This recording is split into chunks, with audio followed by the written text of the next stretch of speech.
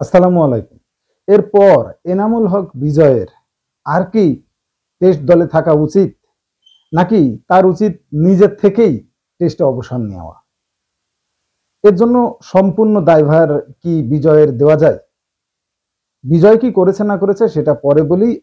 মূল যে কথাটা বলতে যাচ্ছি সেটা একটু বোঝার চেষ্টা করো তোমরা।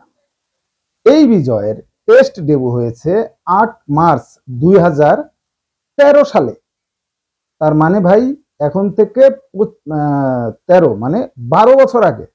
১২ বছরে সে টেস্ট খেলেছে ৮টা, ওডিআই ১২ সালে তার ডেবু, টি-টোয়েন্টি ১৪ সালে তার ডেবু। এই প্লেয়ারকে কেন আবার টেস্ট দলে নেওয়া হলো?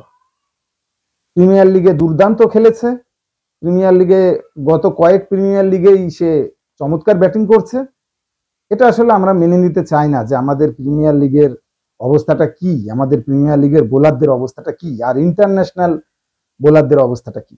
বিজয়ের যে অবস্থা, কোনোভাবেই এই প্লেয়ার টেস্ট ম্যাচ খেলার যোগ্যতা রাখে না, কোনোভাবেই না।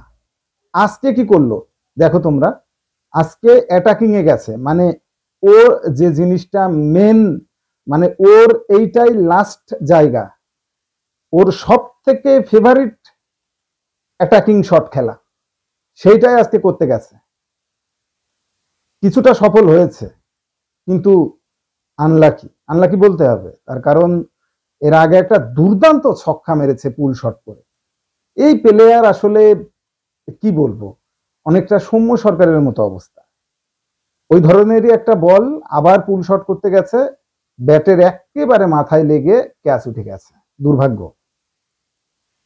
নার্ভাসনেস কাটছে না, হাত পা কাঁপাকাঁপি। সব থেকে বড় ব্যাপার যেটা, সেটা হলো আমি অনেক আলোচনা শুনেছি যেখানে তাকে ব্লেম দেওয়া হচ্ছে যে সে আউট হয়ে যখন চলে আসছে তখন ভিতরের প্লেয়াররা মনে করছে না জানি কি অবস্থা, ক্রিজের কি অবস্থা, জুবুথুবু অবস্থা, অনেক কঠিন মনে হয় ক্রিজ। ওই কঠিন ভাব মনের ভিতরে নিয়ে সে ব্যাট করতে যাচ্ছে, গিয়ে সেও তাড়াতাড়ি আউট হয়ে যাচ্ছে। এটা কতটা লজ্জাজনক।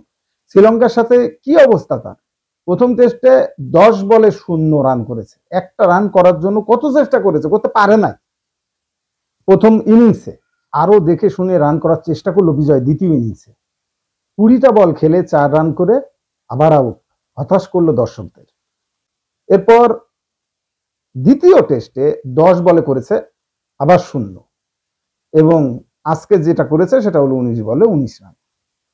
মানে কতটা জঘন্য অবস্থা।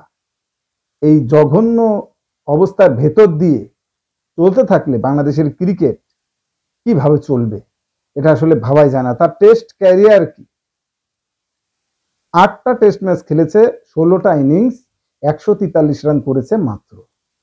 এবং আমার কথা হলো এই প্লেয়ার কি এমন করলো যে তাকে এখন আবার আনিয়ে খেলতে হবে, খেলাতে হবে। টেস্টে এভারেজ তার 10, হাইয়েস্ট 39। একটা কাজ তাকে দিয়ে করানো যেত, সেটা হলো টি-20টাতে যদি তাকে মনোযোগী করানো যেত বাংলাদেশ লাভবান হতো।